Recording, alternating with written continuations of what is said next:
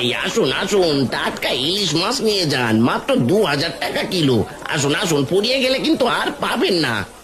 কি, 2000 টাকা কিলো ইলিশ মাছ? বলিস কি রে, ইলিশের এত দাম হলে তো ঘর বাড়ি বিক্রি করে ইলিশ মাছ কিনতে হবে। আরে ও কানাই দা, দামটা একটু কম রাখা যায় না? তুমি নিলে 5 টাকা কম রাখবো। বলো বলো, কত কিলো দেবো? কি, 2000 টাকার ইলিশ মাত্র 5 টাকা কম? না না, অত দাম দিয়ে ইলিশ কিনবো না, তার চেয়ে ডাল ভাত খাওয়াই ভালো। হ্যাঁ যাও যাও, তাই করো। ইলিশ মাছ আর তোমাদের খেতে হবে না, যত সব। আরে ওই তো মোড়ল মশাই চলে এসেছে। সরো সরো সরো, সবাই সরে দাঁড়াও। কি রে কানাই, আজ ইলিশ কত করে বিক্রি করছিস? বাকি মোড়ল মশাই, এই 3000 টাকা কিলো বিক্রি করছি। তবে আপনার জন্য 2000 টাকা রাখবো। বলিস কি রে, মাত্র 2000 টাকা কিলো? তাহলে দে, আমাকে সবগুলো ইলিশ ব্যাগে ভরে দে।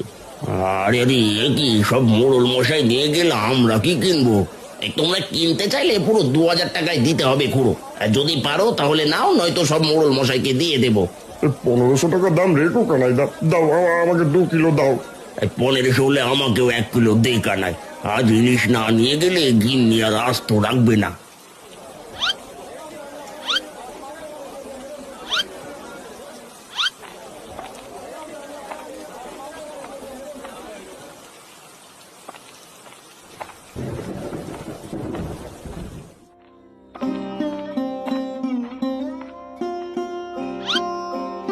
কি গো, ডাক্তার মশাই কি বললো? আমার মেয়ে টুম্পা সুস্থ হয়ে উঠবে তো?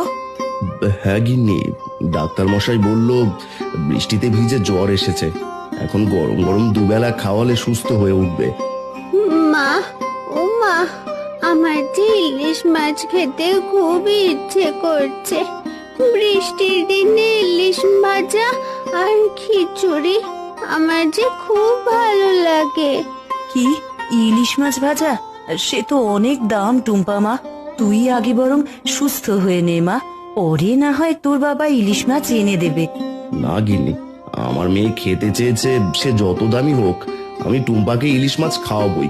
তুমি বাজারে ব্যাগ আর ছাতাটা নিয়ে এসো, আমি এখনই হাঁটে যাব। কিন্তু টুম্পার এই অবস্থা যদি আরো খারাপ হয়, তখন কি করবে? সে নিয়ে তুমি ভেবো না গিন্নি, দেখো আমার মেয়ে ঠিকই সুস্থ হয়ে যাবে। তুমি জলদি করে ছাতার ব্যাগটা নিয়ে এসো তো। ঠিক আছে, আমি নিয়ে আসছি।